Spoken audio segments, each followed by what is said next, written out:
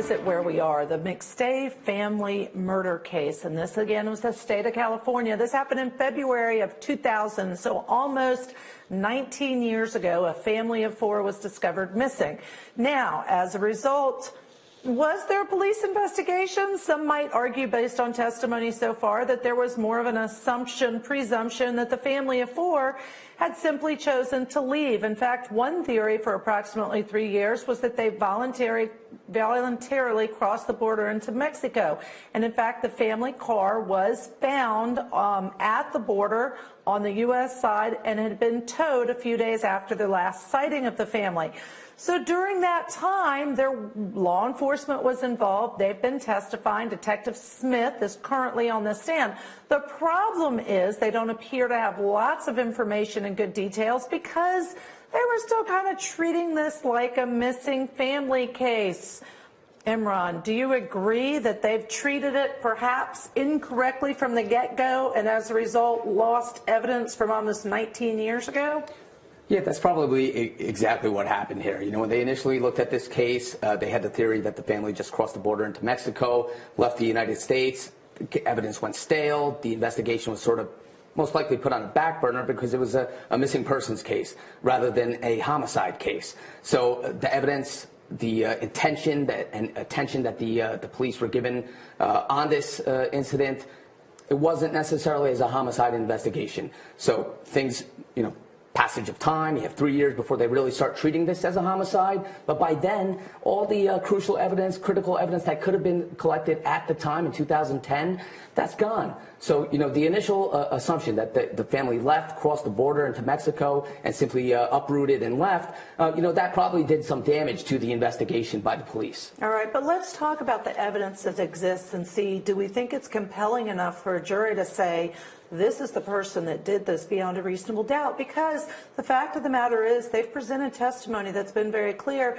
There could have been a big financial motive by this defendant, and he allegedly had a gambling problem. On top of that, he knew the family. He was involved. His DNA is on the car, the family car that was towed close to the border.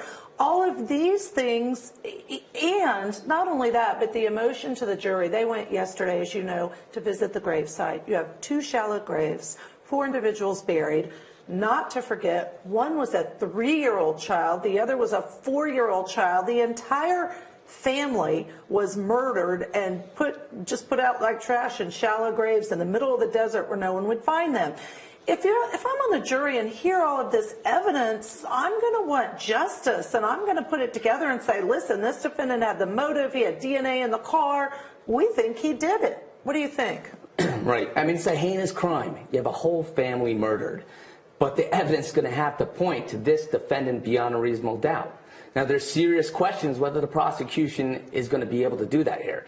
You have the financial motive, and you have all that forensic evidence regarding the checks being written out or cashed, and you have that forensic evidence regarding the defendant in this case.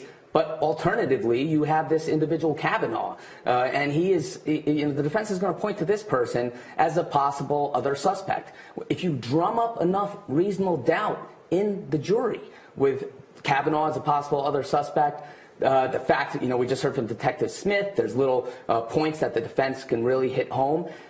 Does the prosecution's case prove this case against this defendant beyond a reasonable doubt?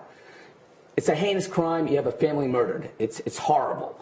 But again, the prosecution is going to have to prove their case beyond a reasonable doubt against this defendant. It's a capital case. The death penalty is on the line.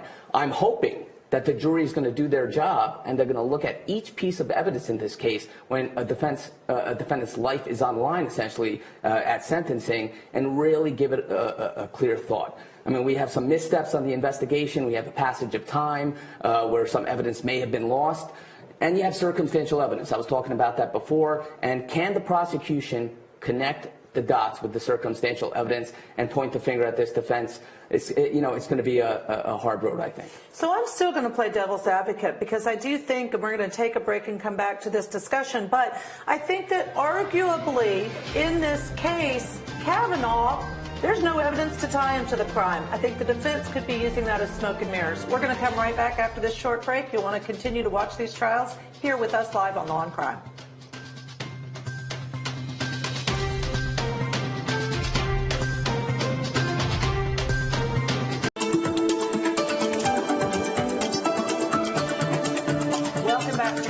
I'm Judge Ashley Wilcott. We are covering two different trials just to catch up where we are. California versus Charles Merritt. This is the McStay family murder where the family of four was killed.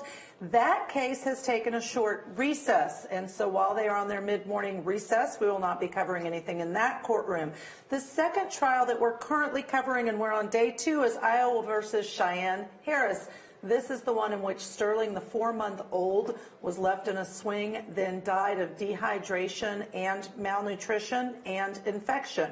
That case, there was a co-defendant, and that was Zachary Cohen. He was the second caretaker, boyfriend of the mother of the child. He has already been convicted by a jury, and Law&Crime did cover that trial, and he did receive the mandatory life sentence because he was convicted of first-degree murder.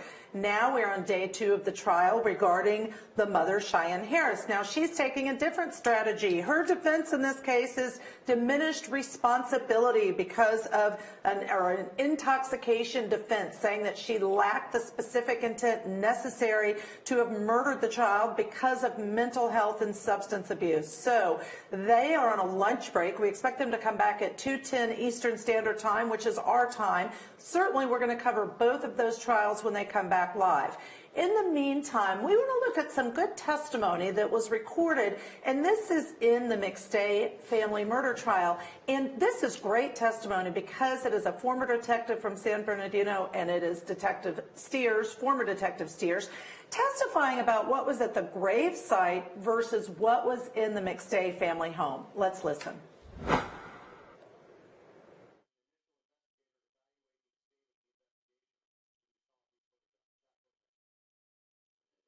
Was inside the bathroom.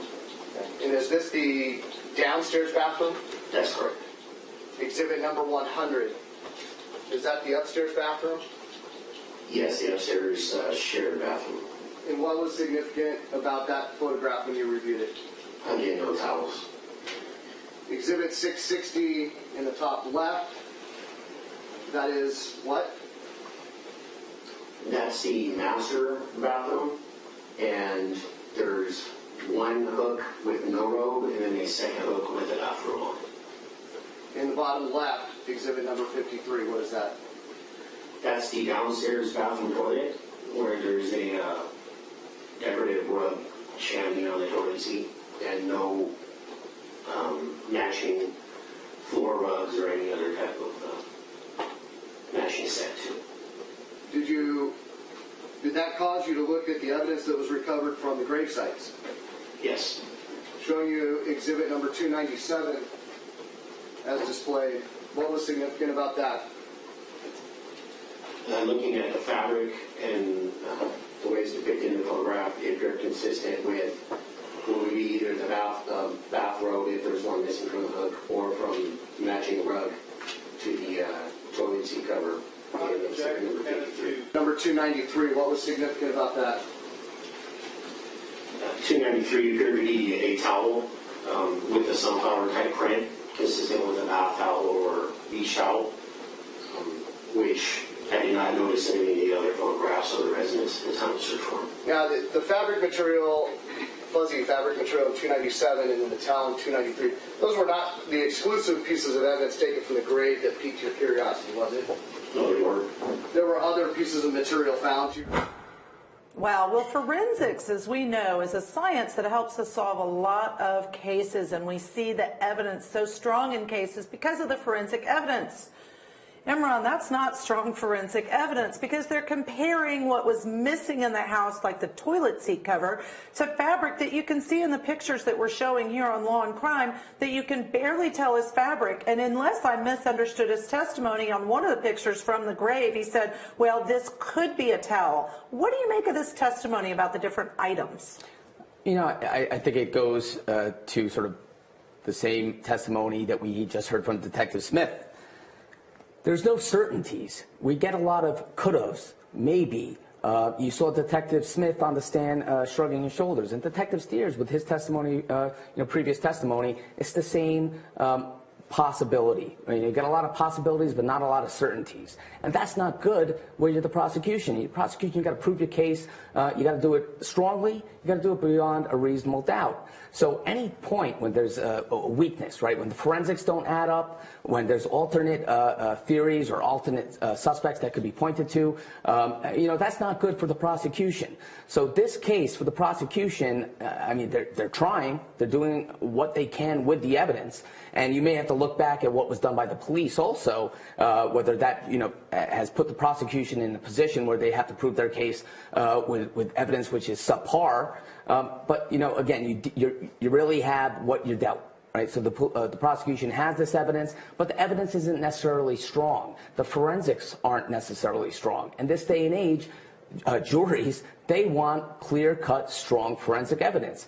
The science has evolved to a point where certain materials can be tested and matched up, blood spatter, DNA, and when you don't have that ironclad, that's really to the prosecution's detriment, to the defense's boon. Well, let's think outside of the box and think creatively. So I'm assuming the prosecution is going through all of these steps to be able to tie the murders having occurred in the McStay family home, as they indicated in opening, they believe happened. What other reasons, though, thinking creatively, what other reasons could there be that perhaps the prosecution is so focused about items from the house being in the grave? Well, they've already put forward the theory. They put forward the theory that this murder happened within the house. Mm-hmm. They're married to that theory. So they're going to have to do what they can to link this crime to that crime scene. And we heard the forensics in the house are somewhat weak. When you look at the instrument that was used to commit these murders, it's a sledgehammer, right? A 3-pound sledgehammer. You would expect when a 3-pound sledgehammer is used to murder an entire family, that there would be a lot of forensic evidence within that house. Blood spatter, DNA, if that really isn't here. So the prosecution has to do what they can with the evidence they have from this investigation to link that crime to that crime scene. But I have to agree with the prosecution. I can't think of any other reason why items from the home would be located in the grave other than the fact that it happened there. So we're going to keep talking about this. But first, what I want to do is let's hear a little bit more of the analysis from Joseph Steers. He's a former detective that worked on this case with San Bernardino, and see what else he said about the items that were found at the grave. Number 48 and 83. You recognize those two photographs? Yes, I do. How are you familiar with those? These are photographs I reviewed again from the San Diego Sheriff's Department. They served a search warrant at the McStay residence in Fall River. And why did you single out exhibits 48 and 83 in your evaluation of the case at that time? There was presence of paint cans in 48 on the bottom right corner, along with some painting supplies above it. And in 83, in the garage, there's a couple paint cans to be on the right side. And what is that on top of the box to the left in 83?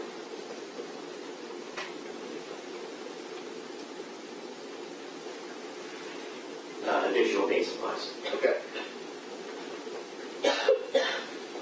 And to your knowledge, was there also another paint can documented in the house somewhere?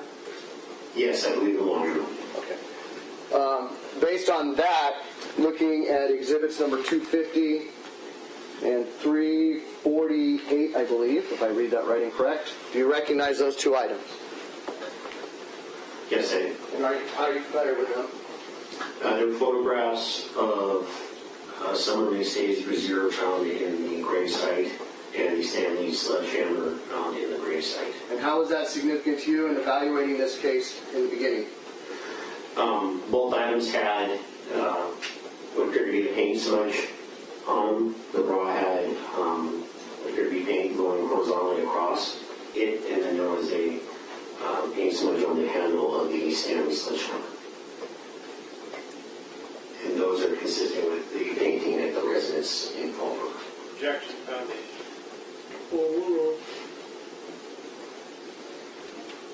Are you aware whether the hammer and the bra what appeared to be paint was sampled and sent off for further testing. With 52, are you familiar with that? Yes. How are you familiar with that? It's a photograph I reviewed from the San Diego Sheriff's Department time to serve a search warrant at the Fallbrook residence, depicting blue painter's tape around the door frame and walls to the downstairs bathroom. And Exhibit 364? I don't have it displayed yet. 364 is a clump of material that was found on the gravesite where the McStays were found in Victorville, which also had what appeared to be the same type of blue painter's tape wrapped in it. Objection is the foundation, hearsay, and speculation. That there appeared to be blue painter's tape? Yes. Your Honor, objection, foundation, and speculation.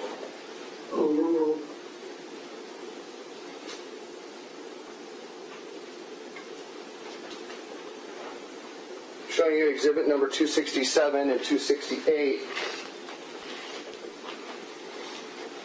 You recognize that? Yes. Yes, I do. How are you familiar with them?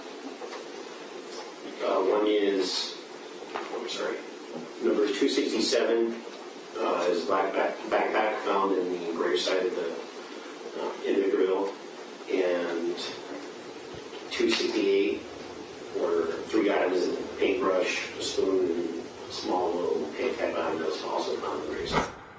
Former Detective Steers was testifying, just played some of that testimony. So Imran, I have to say this. Listen, the prosecution, I think, is doing the best they can. They have a clump of material, and he said it was literally a clump of material found at the gravesite. But they've matched in that clump what he identified as blue painter's tape over objections, and then they saw the blue painter's tape around the doorway in the family home. I think that they are doing everything they can to put the gravesite bodies together with the actual McStay family home. What do you think? Exactly, but I don't think there's any question that the bodies were the McStays, right? So yes, they're linking this material found at the gravesite to their home, but what is that getting them at the end? They're, of course, working with what they have, and it's less than ideal. We know that. The evidence that we have in this case is less than ideal. It's circumstantial, and with a circumstantial case, you have to make sure that evidence is compelling. It's not direct evidence. No one saw the defendant kill the McStays. But when you have a circumstantial case, when you have a forensics that you're relying on, you really have to make sure it's ironclad, because you have that extreme burden as the prosecution to prove that case beyond a reasonable doubt. One scintilla, one sliver of reasonable doubt is enough for that jury to acquit. All right, and that's what we need to keep in mind. The jury has to make this very tough decision based on circumstantial evidence over a 19-year period. So this is a big case to try for the prosecution. Now, keep in mind, it's expected this trial will last for months. So we don't know yet how the prosecution is going to link all the evidence together. We do have to take a short break here on Law and Crime, but you're going to want to come back as we continue to cover both of these trials live as soon as they resume the courtroom. We'll be right back after this short break.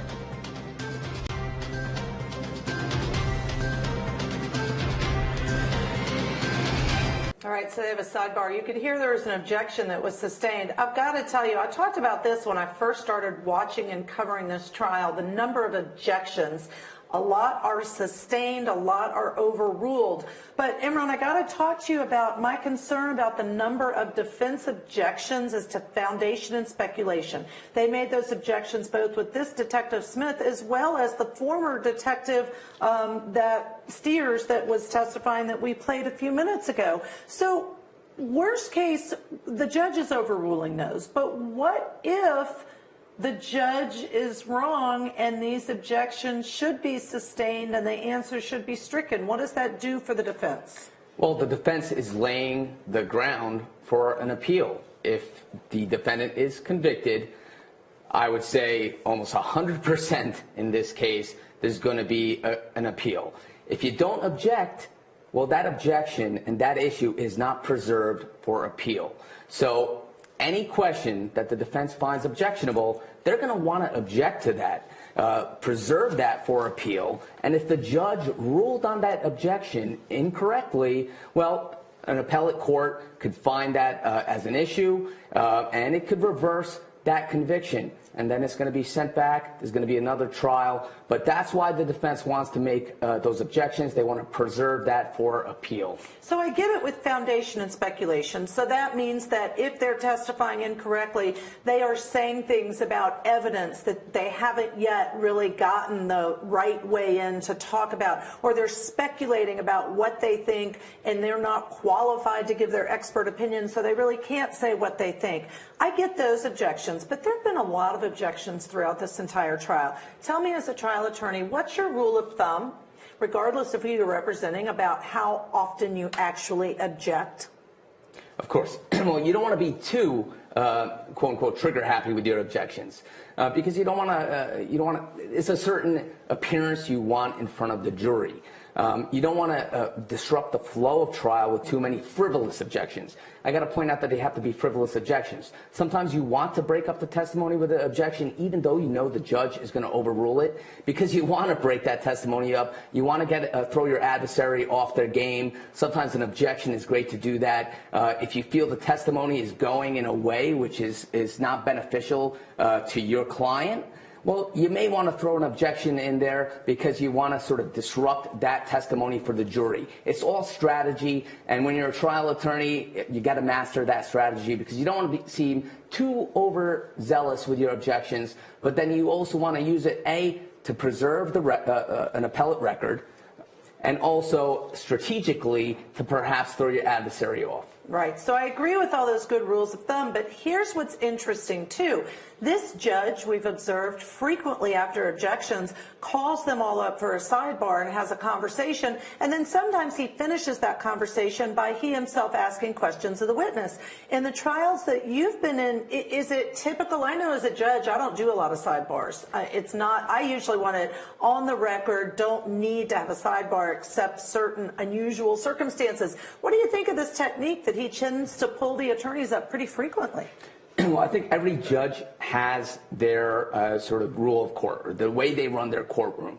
I've done trials where the objections, the judge puts it out there, puts it on the record, the way they're going to be ruling on the objection and why they're ruling that way. But I've also had many trials where the judge will call us up for sidebar to keep his or her ruling out of the audio or the earshot of the jury for whatever reason. And, you know, that's a little, I don't like that personally, because sometimes it makes, you know, to the jury, it seems like one of the attorneys has done something wrong. The judge wants to speak to them, and then you're sort of sent back to your respective seats to resume with the questioning, resume with trial. But each judge has their own way how they run their courtroom. Sometimes those objections are ruled on the record for the jury to hear. Sometimes they're brought up in for a sidebar. You can see with this judge, that's his style. He brings up the parties for the sidebar. And it does make sense in terms of judicial economy doing it at a sidebar instead of sending the jury in and out every time, because in this particular trial, if that happened, it would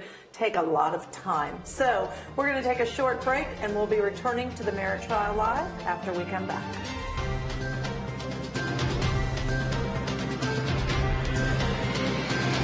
So, and that was the direct examination of the defendant's mother. We saw that Cross did not have any questions. What was the point of this testimony? She basically said the last picture she saw of the child was from somewhere between July 15th and August 4th, 5th, or 6th. We know that the date this child was found deceased was August 30th. So what? How does that help the prosecution? Right. Well, you know, it's really going to the point that the neglect was, you know, it wasn't sudden. There was a prolonged neglect for this child, and it's defeating, in my opinion, what would be a diminished responsibility defense, whether that be due to postpartum depression or more so intoxication defense here. You know, it's really not essentially getting the prosecution anywhere forward. I mean, this case shocks the conscience. It's probably very hard to be on that jury, listen to the evidence in this case, hear the forensic evidence regarding this child. And, you know, listen, diminished responsibility is not a complete defense. It's not the insanity defense, and that's has to be noted here. Diminished responsibility, what the defense is going to be doing in putting forth this defense, is really looking to mitigate the charge, take it off first-degree murder to a lesser included. What does that do? Well, it takes the defendant away from a life imprisonment sentence. I think in Iowa, second-degree murder is 50 years max. So, they're looking to not say, hey, listen, she was insane. There's an insanity defense. We're looking for an acquittal based on insanity and then civil commitment following that. No, they're looking to show that there was no specific intent with the diminished responsibility and or intoxication defense, and basically saying, listen, let's if you're going to convict her, it's going to be to a lesser charge, taking away that life imprisonment sentence. All right, and I think I would argue, listen, until this date, July 15th to somewhere at the beginning of August, Grandma says, hey, this child was smiling in the picture, appeared to be okay, so postpartum mental health issues, clearly she'd been taking care of the child until that point. At least that's what I would argue if I were the prosecution. We're going to take a short break, and then we'll resume trial after this.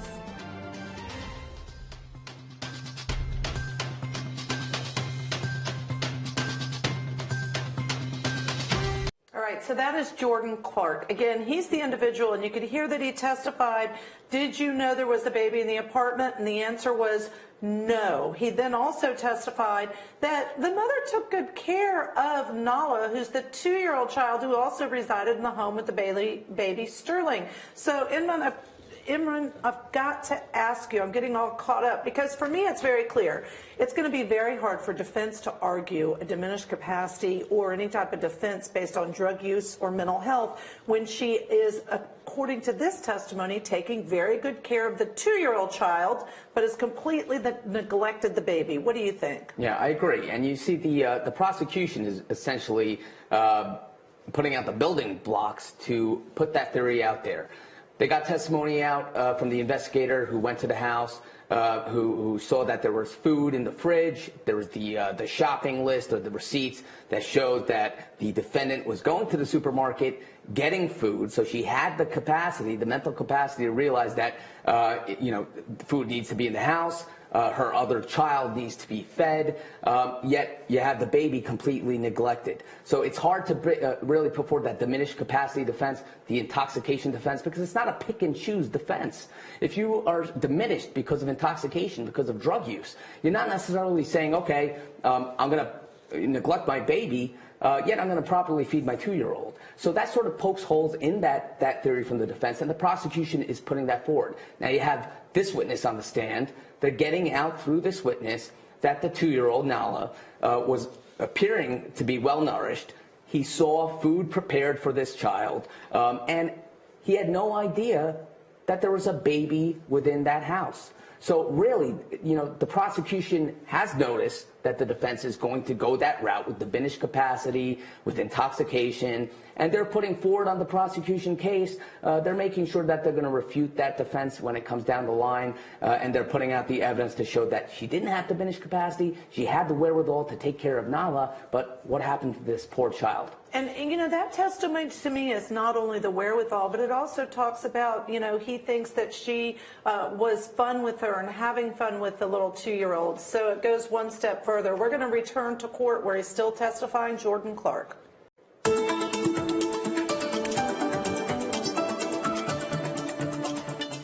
Cheyenne Harris, we're going to return to court where there's a witness. And, notice her demeanor, because we've seen some smirking on our end. The Department of Human Services.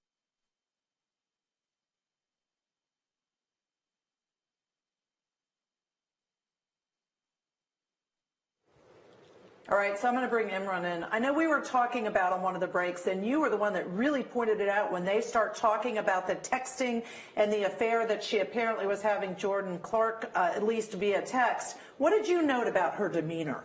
It looked like she was smirking. It looked like she was giggling, perhaps. She put her hand up to cover her mouth, but you really couldn't hide the fact that she either had a smirk or she was giggling. Now, she is 20 years old, right? She's immature, but when you're sitting there as a defendant in a case like this with such serious allegations against you, you don't want to be smirking, you don't want to be giggling, and you want to put forward an appearance, a stoic appearance, a concerned appearance, and you're taking the proceedings seriously. Now think about the charges she's facing. Think about the allegations of this crime.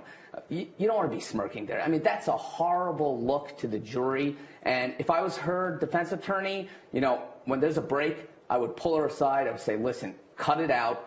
No smirking, no giggling. And it's a horrible look. Her demeanor is horrible in court. So let me ask you, do you think defense attorneys even noticing? We're going to talk about that on the next opportunity. We're going to return to court right now to hear testimony. Well, I have to tell you, that's a disturbing testimony to hear, because as you can hear, she is testifying, and this is Child Protective Services, and she was the one responsible for handling the investigation regarding the 2-year-old sibling of Sterling. And you can hear her testify that she had to interview the mother and the boyfriend. Boyfriend's already been convicted for murder. But that in interviewing, she indicated that Sterling died of SIDS, didn't give many specifics, but that Sterling had been okay. She was giving Sterling a bath. What is the importance, Imran, of this testimony in your opinion? Well, it shows from the get-go. She interviewed the defendant shortly after the death of Sterling. And again, you had that one question about Nala, what was the appearance of Nala? I think they described her as a little chunky. They're getting it out. The prosecution is getting out the testimony that you have Nala on one hand, well-nourished, on the appearance of being, well taken care of. Well, on the other hand, you have Sterling, who clearly suffered from gross neglect. And the importance here, you have Cheyenne showing a consciousness of what happened. She's talking about that it was sudden infant death syndrome rather than clear neglect and abuse. It's showing that Ms. Harris, the defendant, really has that consciousness that there was something wrong here, and she's not giving a clear-cut, straight answer. She's giving an alternate theory of death for this child, whereas the evidence shows something else. All right. Imran Ansari, thank you for joining us today. We appreciate it. You're not going to want to miss. It's 7 o'clock tonight. Brian Ross Investigates. Please join us 7 o'clock tonight.